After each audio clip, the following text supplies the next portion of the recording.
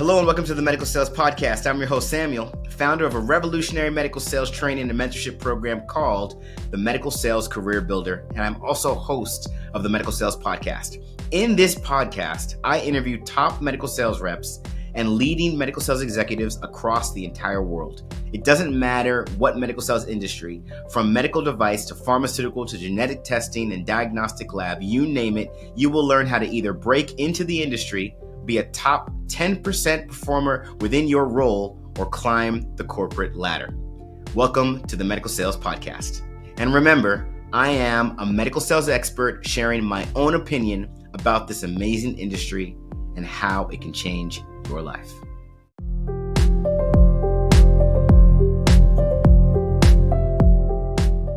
Hello and welcome to the Medical Sales Podcast. I'm your host, Samuel, and today we have with us another special guest, and he goes by the name of Bruce Brown.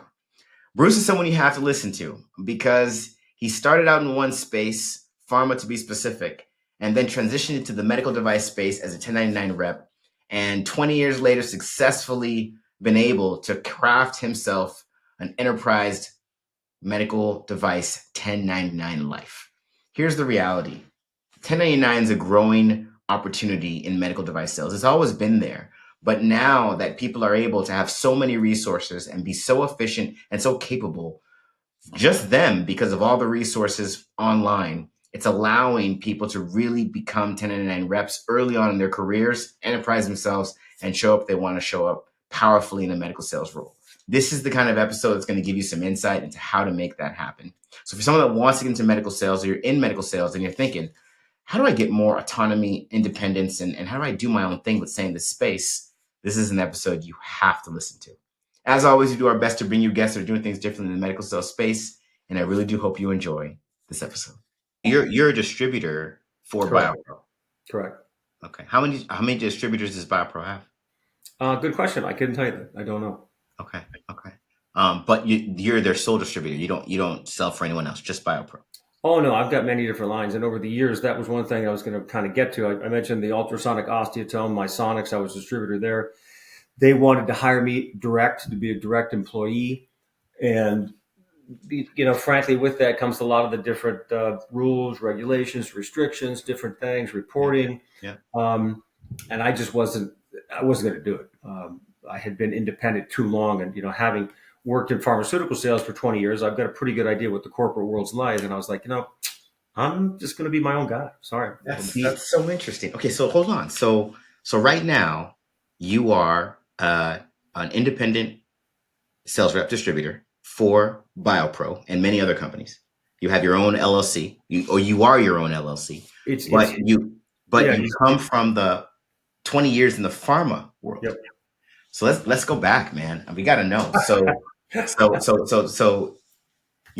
gosh, 20 years, that's significant. And what I mean is it's significant to go from 20 years in the pharma world to the medical device. I mean, I don't see that type of transition that late in the game often. And the people that attempt it, they're not successful. So you were, that's awesome. So it's funny you should say that, because I remember talking with people and interviewing and doing different things. Like, you'll never be able to do that. Like you'll never be taken seriously. Right. And I'm like, for decades, I'd be around hospitals or clinics or whatnot, and I'd see these guys running around in scrubs that weren't doctors, and they go into surgery and okay, whatever. I mean, I could do that. But, you got to really kind of stalk your doctor. And unless you're across the red line in surgery in a facility, a lot of times you have no access. You can go walk up and cold call a doctor's office and give the card. And the receptionist's like, well, he's seeing patients. I'm like, well, I know, but I'd like to set the appointment. Well, he doesn't see reps. So you'd have to figure out where he was and be able to approach him or her, whoever it may be. Right. Little goofy things. Like one thing that I learned, and it's so funny, like the FedEx envelope, okay? Mm-hmm. And this is, it sounds ridiculous, but I can't tell you how many surgeries I've booked over the years with this. You get a FedEx envelope like that. You put a note in there with a technique guide for a surgical procedure, your business card, and a handwritten note. And then you put something like, Dr. Smith, personal and confidential, do not open. And you'd be amazed how often that will get to the doctor's desk.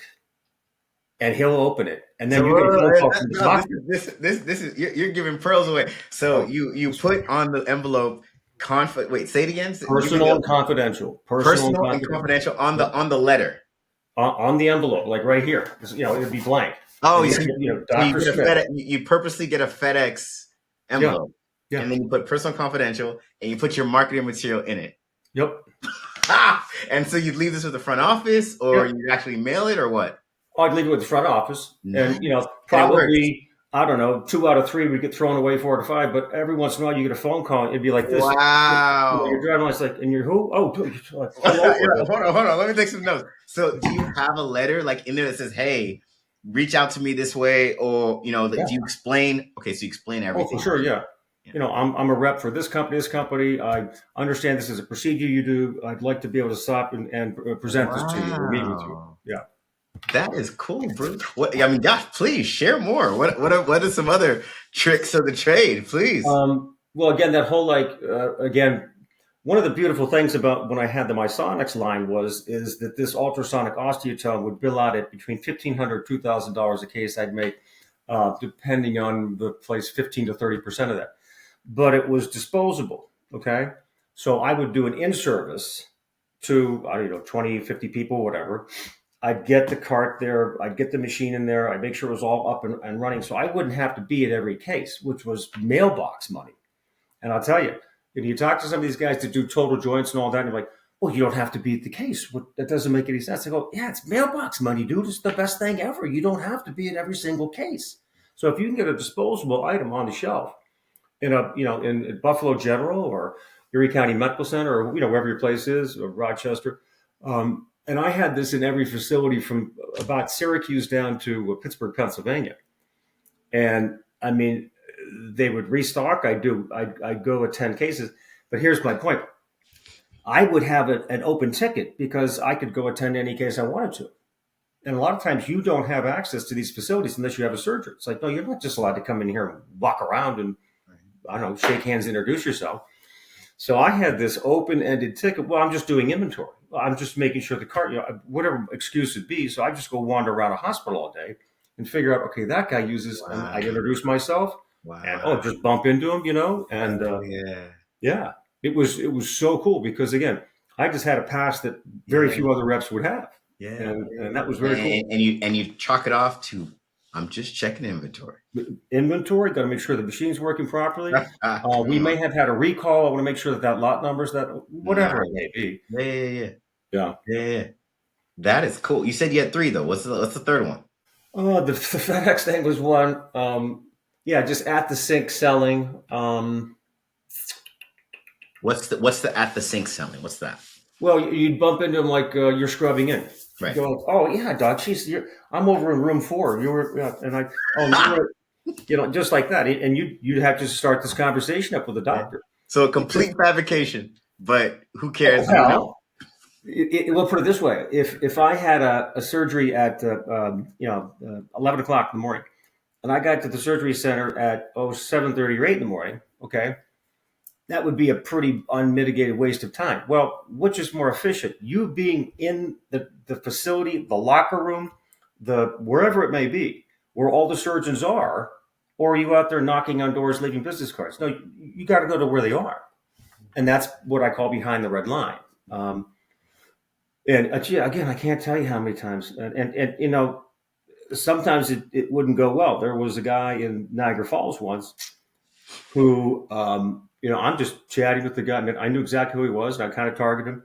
And he freaks out. I mean, he is screaming and effing swearing, and he gets the facility manager. This guy's talking to me. He's like, yeah, he was at the sink. I didn't walk into his room. Wow. And I've had that happen with me where there's one tall, athletic, attractive blonde woman that comes to mind. She was in wound care, and she would just wander into people's rooms all the time. And I'd say to the surgeon, "Well, she's not in on this case. She's not supposed to be here because I can see what's going to happen. She's going to distract the doctor.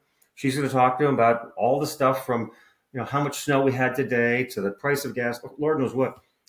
And a lot of times doctors are like, "Well, yeah, it's okay. She can stay, So, everybody's got their unique attributes to be able to sell, and you just have to know what they are, capitalize on it. But that having something in there, again, a disposable on the shelf.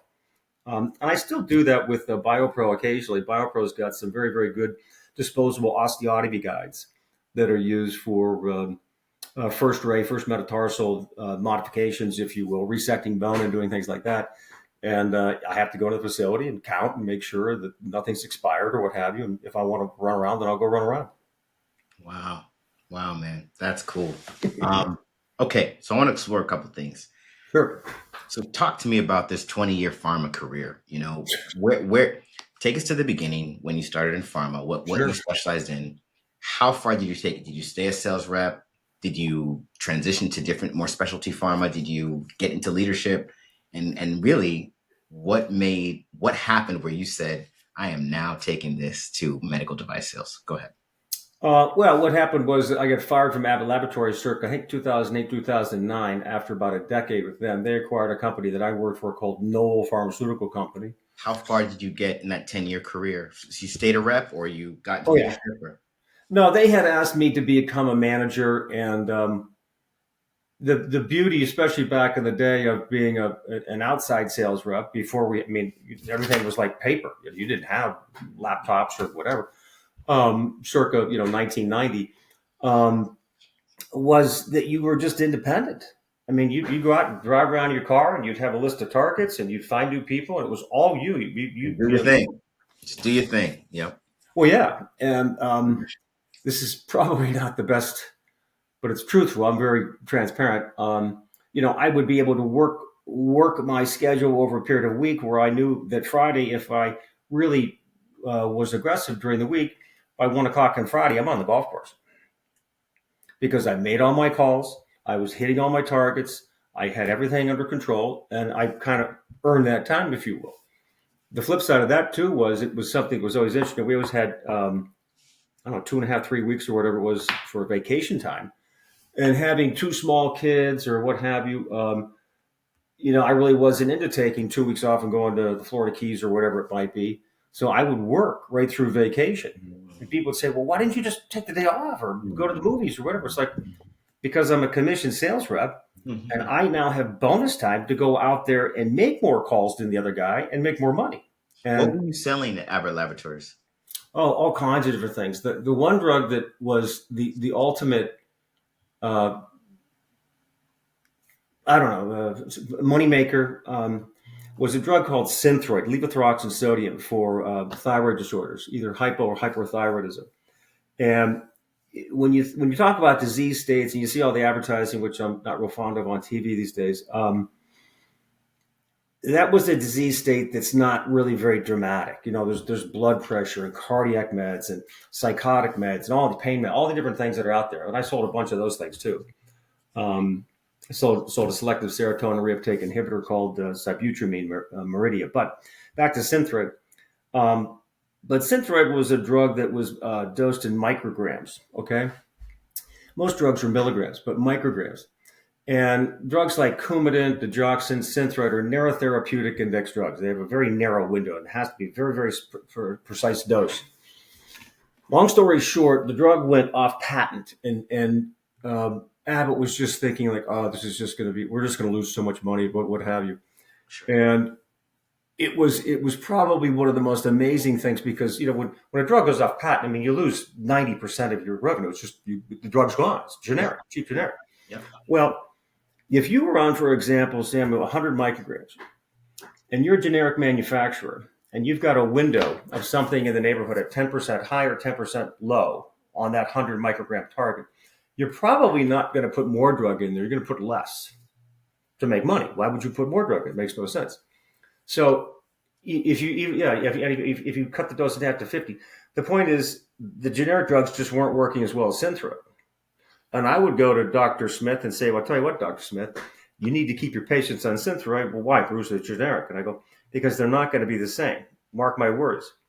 And I would use this example. If you had a male doctor, I would say your wife's on Synthroid, and she gets swapped out at the pharmacy and goes to a generic. And all of a sudden, she's a little lethargic. Cognitively, she's not quite there, but she's compliant. She's taking her medication. She's not getting the same dose. And that sales pitch worked. I'm telling you.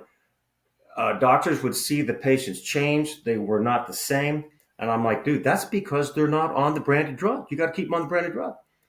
And it was amazing.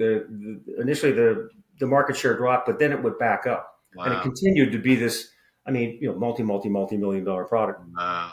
And very, very seldom can that happen, because if you had, I sold ACE inhibitors and calcium channel blockers and all kinds of different things. It just wouldn't happen. One other thing that I guess I grew up or saw was the Sackler family and the whole opioid thing. Yep. And how those people would literally buy doctors' business.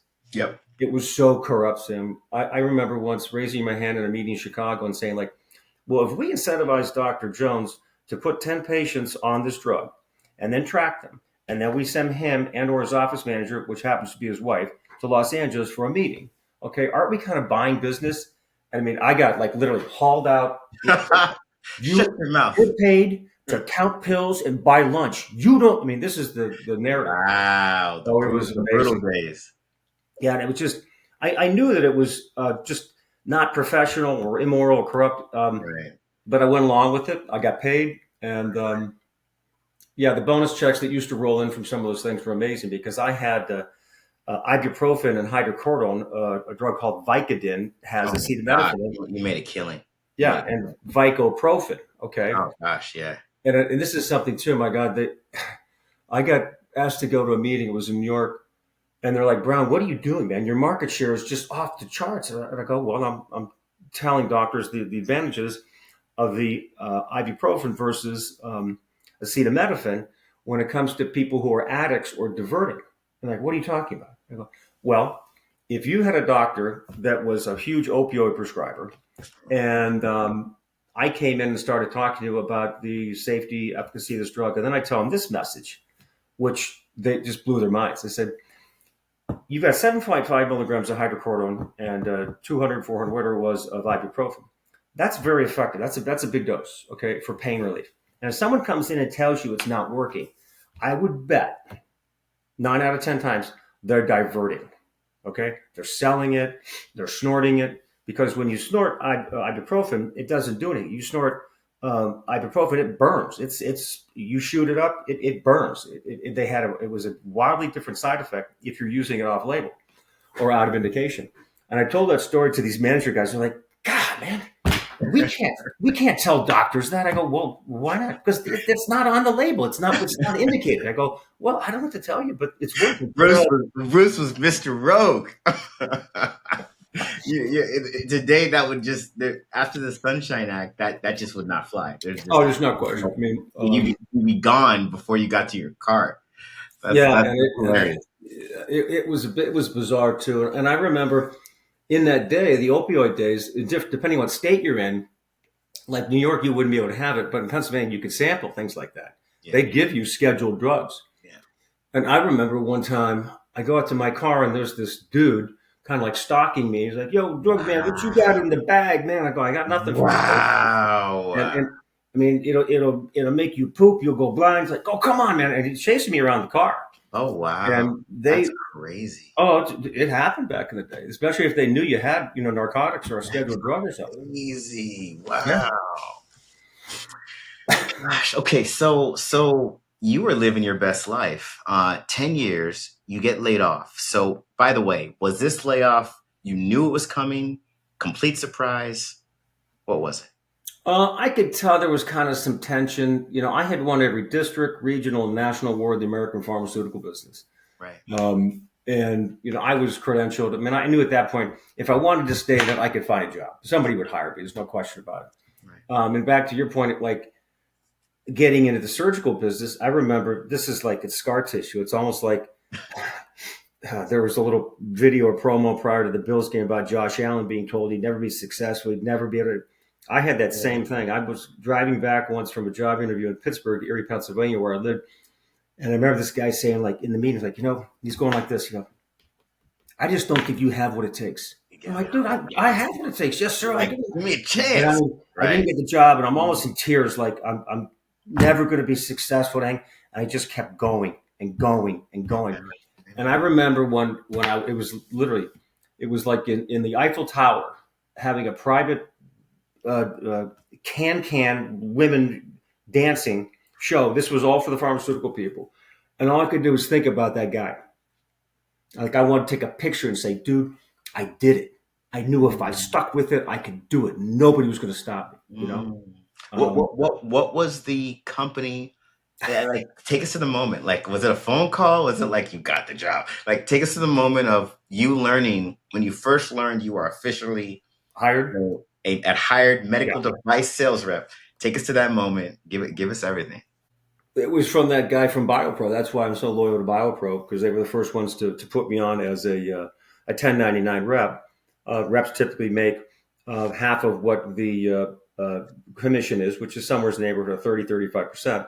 So it was zero income, but it was an opportunity to be the sales rep or to rep things.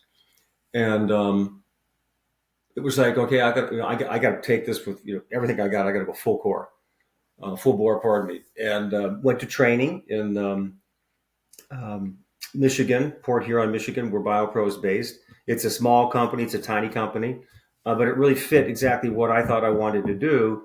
Again, not these, and I've been in plenty of spine cases that they're 3 hours, 4 hours.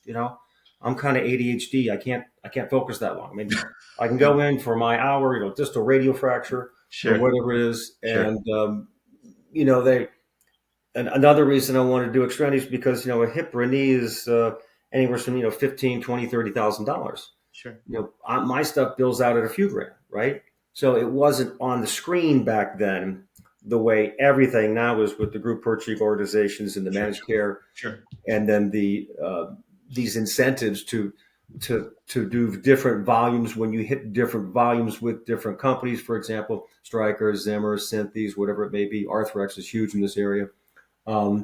They'd reduce the price. They'd give you volume discount. So there's very little incentive from a financial standpoint for them to want to, frankly, screw around with something like BioPro. Or I used to rep a company called Skeletal Dynamics down in Miami. And it's a very good company. There's no question about it. They have some of the best innovative products from a guy named George Orbe. George Orbe, instead of a dorsal volar plate, or dorsal distal radial plate, he would go volar. Mm-hmm. And it wouldn't be as proud. It wouldn't ride. I could go get a bunch of like sawbones and show you plates and screws.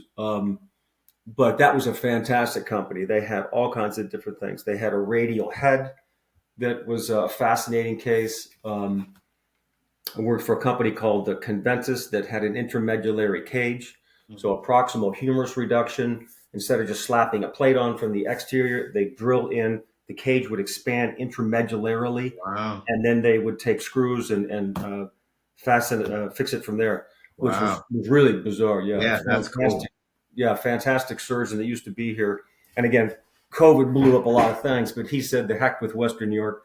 Paul Patterson, who actually put a plate in my ulna right there. Wow. So you sold for a company whose product you had inside you? I don't know whose plate it was. No, it wasn't me. Because that's kind of, and that's another problem really with the medical sales business in some ways is that there are so many things that are, hey, I've had doctors go, it's plates and screws, man. I could give a damn difference. Just whatever. Just pick one. Yeah. Yeah. And unless you've got something that's really innovative or unique. Right. What's the real difference? Yeah. Well, that's why the medical sales rep is so important, right? Because every physician and surgeon I talk to, they all say the same thing. And they say, it boils down to my relationship with the rep, because all these products, I kind of look at them the same. So if the rep is amazing, if they're there when I need them, if they can be that right hand man or woman to me the way I need them to be, then I'm going with that product. So I hear that a lot. I hope you're enjoying today's episode. And I want to let you know our programs cover the entire career of a medical sales professional. From getting into the medical sales industry, to training on how to be a top performer in the medical sales industry, to masterfully navigating your career to executive level leadership. These programs are personalized and customized for your specific career and background, and trained by over 50 experts, including surgeons. Our results speak for ourselves, and we're landing positions for our candidates in less than 120 days in top medical technology companies like Stryker, Medtronic, Merck, Abbott, you name it. Would you run an Ironman race without training and a strategy? You wouldn't. So why are you trying to do the same with the medical sales position? You need training, you need a strategy, and you need to visit evolveyoursuccess.com, fill out the application, schedule some time with one of our account executives, and let's get you into the position that you've always dreamed of. What you just said, Samuel, and this is going to sound braggadocio, but I put a lot of time and effort into my career, and I'll mention it though. The guy I just mentioned, Paul Patterson, when he was leaving Buffalo, I made sure to get a meeting with him because I want to stay in touch with him. We became, kind of friends. And in a nutshell, he and another guy in Erie, Pennsylvania, who's retired from surgery, John Lubon, they're both probably nationally known guys. Both of them said in short terms that, Brown, you're one of the best reps I ever had. I'm like, me? What? Why? He said, you would show up. You'd be able to answer any question I ever had. The trays were there, the implants were there, and everything went smoothly. And it's like, well, that's my job. He goes, yeah, but and I know that a lot of people can't do surprised how many people do this. Yeah. And but it was a real compliment. And I kind of looked at the mirror one time. I was like, you've done a good job, man. I mean, you've been successful. And it was very humbling for those two guys to say that without me trying to am I good or am I cool? Or, right. They brought it up. So it was very rewarding. I think, and share what you can, Bruce, but I think it's important that people understand why even what you did going from something like a big pharma structure to this 1099 where you've got to eat what you kill. So on that note, yep. What let's talk about the lifestyle it's afforded you. And like I said, share what you can. But what kind of money can someone that hears this and says, you know what, I want to try what he tried. What can they anticipate if they do it right and they find the right product and they connect with the right companies as a 1099? What type of money are we talking about? What kind of lifestyle can we expect to have if we do it right? Well, if you're 1099, for sure, in my opinion, you've got to have half a dozen different companies that you rep. And that can be a real problem if you're repping two companies. And believe me, I got into this and got into some real problems that have competing devices. If you're selling distal radio plates in a place like Buffalo, New York, where whoever the rep is, it may be the guy out of Rochester right now. He's still the skeletal dynamics rep. There are so many broken wrists from people falling. I used to be able to predict the weather. Oh boy, I'm going to make a lot of money next week because it's just lousy weather. Okay. In the middle of July, you're not going to have slip and falls. But this time of year, you're busy, man. So it's kind of an odd thing, seasonal like that. You can predict there's going to be trauma. But I would say that if you have a distal radio plate that bills out for $4,000, you as the rep are going to make a commission somewhere on 15 to 30%. So you cover a couple of those cases. Then you have some podiatry or whatever. I was going to surgery probably about 4 out of 5 days a week. And then again, I had the disposable on the shelf. Mm-hmm. So depending on how many different companies, you do that math, 15 to 30% on small things. Like again, hips and knees, they're going to be 15, 20, 30 grand. All right. Okay. But those bigger companies, pardon me, you're going to be a direct hire. You're not going to be a 1099 guy. So the smaller independent companies look for distributors that have experience. That's where you got to be aggressive and go out and via something like LinkedIn or different sites out there. Medical Sales Podcast, you can simply connect with people better now than you probably ever could. Sure. To be able to say, hey, look, I'm experienced, I'm credentialed in this area. Can we get together, meet, and talk about do you need a rep in the area? And that's kind of what happened there, especially in the mid 2000s, early 2010s, we'll say. I got in touch with so many different distributors that were so busy that they couldn't cover cases. They're calling me like, hey, dude, can you take this case? Yeah, I'd be happy to take the case. But if we were to put a number on it, right? And for the people listening right now that are maybe they're in pharma or maybe they're in a W-2 position. Yeah. And they're thinking, I don't like my W-2 medical device sales position, or I don't like my pharma or biotech or medical supplies position, and I want to be I keep hearing about these 1099 guys. Right. What, based on your experience, what salary, and it's not salary, it's commission, but what average can you look forward to if you do it powerfully, you do it well, you start strong, and you make all the right initial steps? What can you hope to earn that make you say, "Damn, this is something I should really consider"? I'd say easily something in the neighborhood of about 100 grand, $100,000 a year. I was just doing some quick math right there. Again, you just have to have the volume to be able to do it. And in my opinion, experience says that in order to have that volume, you need to have multiple lines. And I'll say something here that this is actually very, very important to whoever may be watching this. And this is something that I never really would have thought is as bad as it is, but there's some real slimy cats out there. There's some real SOBs in this business. And what I mean by that is, in this business, you're referring to surgical sales. Oh, okay. Okay, go ahead.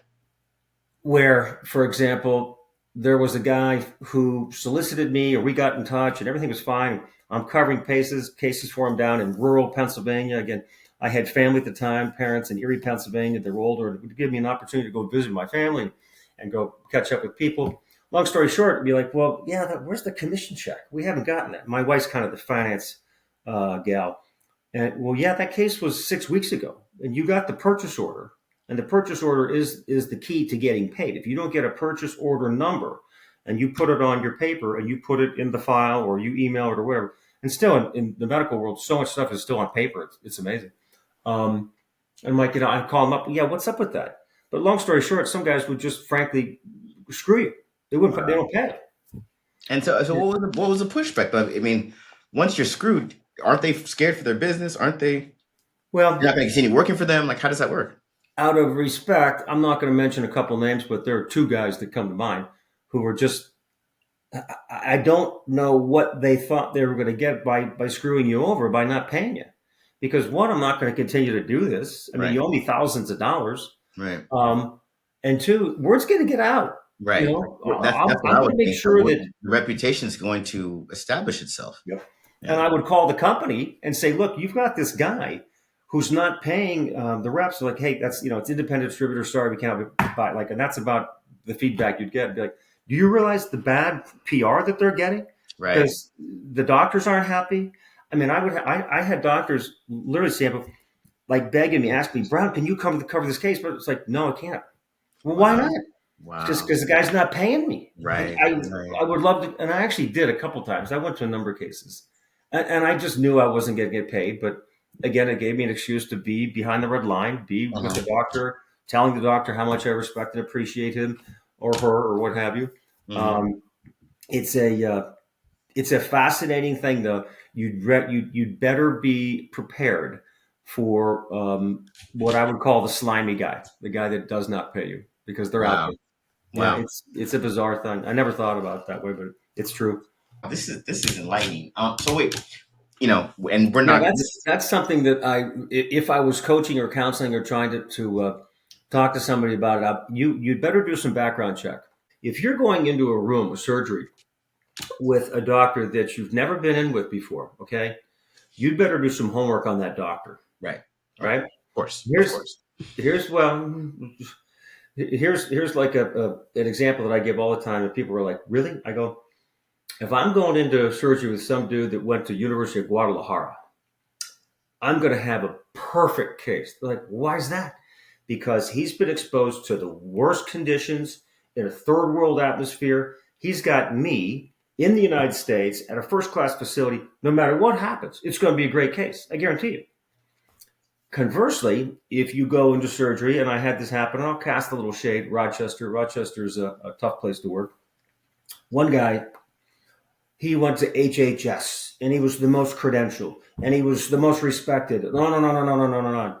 Those guys can be the biggest pain that you can ever imagine, because everybody's put them on a pedestal and kissed their rear end from day one, and they're the best, and they're perfect. I remember vividly this one case, quick story if I can.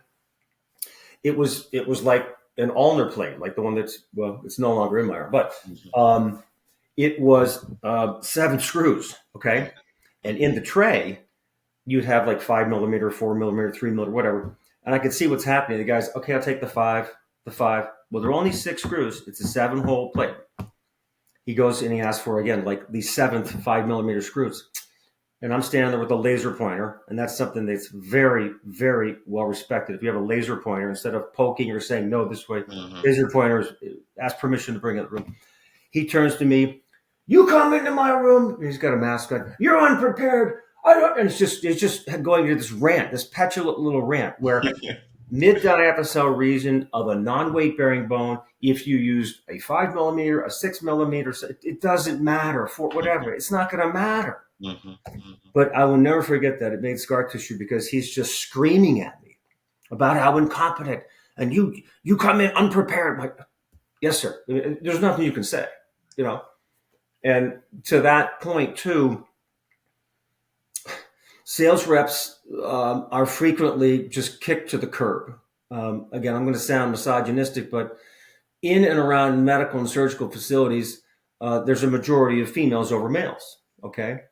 And a lot of times I'm sure that some of these scrub techs and circulators and people that are in surgery think that, well, the guy's making a few $100,000 and and you can be the victim of a lot of hate practice. Yeah, just a lot of assumption. Yeah. Yep. And it's like, I can't tell you a number of times that stuff like that happened, where they're just going to go after you because he's the sales rep. So like, okay, whatever. I mean, you just got to have blinders on, smile and be professional and just go forward, because at the end of the day, if you alienate someone like that, and I had a couple things happen like that, accused of different things that, no, it's not true. Now you're impinging on my character, my reputation.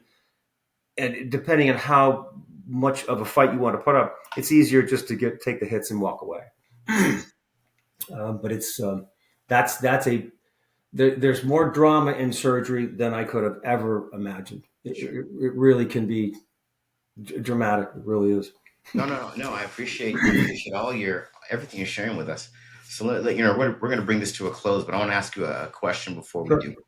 So like I said, there's a lot of people listening. Our audience are made up of people that want to get into medical sales, people that are in medical sales, and people that are leading the way, like VPs, CEOs, managers, and then also people that are the customer. So think of your scrub techs, your physicians, your surgeons, your C-suites that manage hospitals and the like.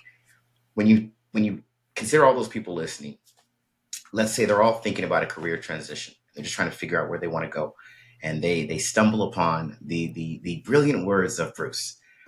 How would you describe why someone should entertain going the 1099 route, or why someone should not? The independence, and that's probably the biggest word. And yeah, in today's world, it's kind of interesting right now with our new president. He's going after DEI and different things like that. I'm a capitalist. I don't care whether you're black or white or pink or green, he or she male. I believe in meritocracy. Okay, I'm kind of a conservative libertarian, a conservatarian, and I could see a lot of this stuff coming on the horizon. The political correct classes and all the different things the corporate world was kind of shoveling down my throat. I was like, I can do all this stuff and be independent. And it's extremely rewarding too when you get into surgery and you've got a competitor or somebody there and they start to complain about corporate. Oh, the corporate this, corporate this. Like, I don't have to deal with that. I'm me. So it's very liberating. It's very liberating is probably the best word. You have a lot of freedom, and if you have the ability, because my wife would work as well, so my income would fluctuate. The first few months, I remember cold calling and going out and trying to find surgery. I mean, it took months to get surgeries. I mean, it takes a long time. So you better financially be able to balance that. And unfortunately, that's one thing that I have not been able to really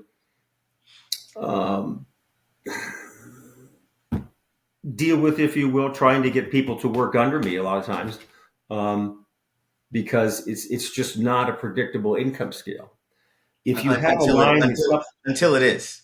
Right. And then once you get that one line and you're repping that one line, like against skeletal dynamics, I don't know, who knows how much money with skeletal dynamics. But it was a broadly recognized, unique distal radial plate, and they had radial heads, a number of different things. But that's an imperative that you get involved with a company that's got the reputation, that has preferably the product on the shelf, and then has some degree of innovation too. Because unfortunately, a lot of the companies, again, like you said, you talk to some doctors like, hey, bro, it's plates and screws; they're all the same. It doesn't matter. Well, it does. And unfortunately, right now, in my opinion, um, doctors are changing a little bit. Our behavior and the doctor's ability to say, "Look, I'm the doctor. That's what I want for my patient. I want it," and slam the door and walk It's out been on muted. It's been severely muted. and I think the personality just has evolved. I'm baby boomer. I'm batting cleanup 1964. A lot of those older doctors were very, I won't say cocky, but they're confident, demanding. A lot of the newer doctors, I'll have to show my age, millennials et al., whoever, they just don't have the ability to stand up and confront and say, damn it, I'm the doctor. I got somebody to answer to. Exactly. They beat that mindset into my head when I was in school, and that's just the way it's going to be. So the decisions out of my hands, you need a rope and all these other people. No, I get you. It's a tough thing. Yeah. But Bruce, listen, you're making it work. You're making it happen. You're out there. And more importantly, you literally carved out a life of a 1099 representative to the point where this is what sustains you. I think there's so much misinformation around what it means to be 1099 rep. And I personally believe that people that are outside the space of medical sales, they just don't understand what that opportunity actually means. And all the scams out there aren't helping.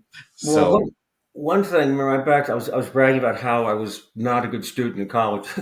Getting out of undergraduate school in 1987, I only had one job offer that paid money, and that was to be an assistant manager at a Kaufman's men's store. Okay, like I may look good in a suit, but I don't give a clue. So I started to sell life and disability insurance. I had a Series 6, a 63, worked for Northwestern Mutual Life, arguably the best mutual life and disability company in the country. But that was all 1099. So I had the exposure for 3.5, 4 years, well, almost like 5 years, until I missed a production number and I got kind of the pink slip. And it's like, Brown, you got to go find a real job or whatever. And that's what I was interviewing. And again, I was telling you a story about me driving back and almost in tears when this guy's telling me you'd never be able to do it. Right. And it was that stone in my shoe or that little thing in my head, like, I'm going to prove to that guy. I'm gonna make it happen. do this. Yeah. That's awesome. That's awesome, Bruce. Well, Bruce, we're going to bring this to a close. It's been amazing hearing you today. We have one more thing to do, though, before I let you go. It's called the lightning round. Are you ready? Shoot.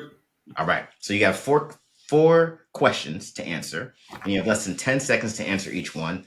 And I'm going to go ahead and start. So the first question is, what is the best book you've read in the last 6 months? The Founding Fathers.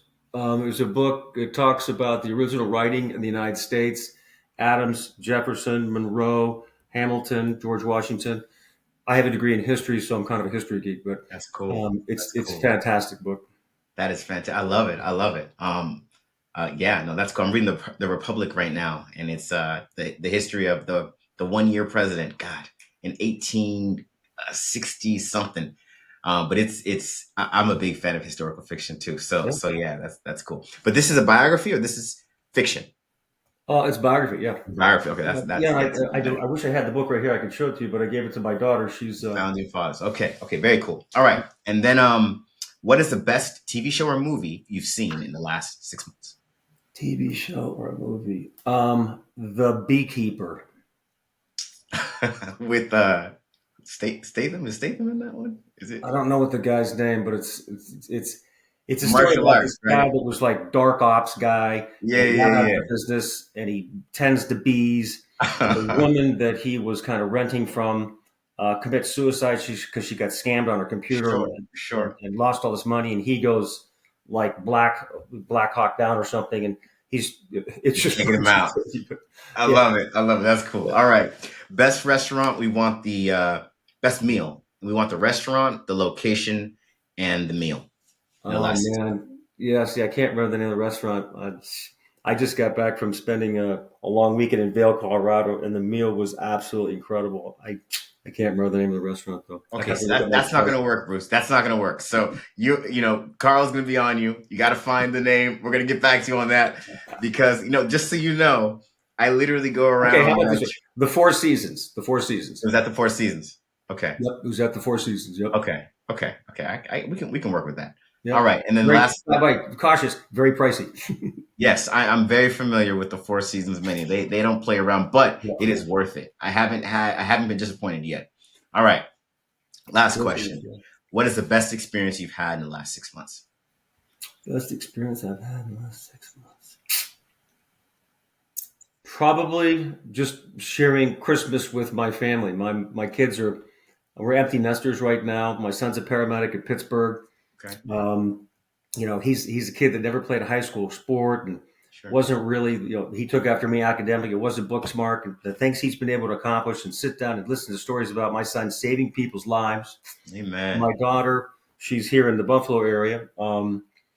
She graduated not valedictorian, but like salutatorian from local university. And she's bilingual and she's a force of nature. But just being able to spend time with them over Christmas, a few days, was fantastic.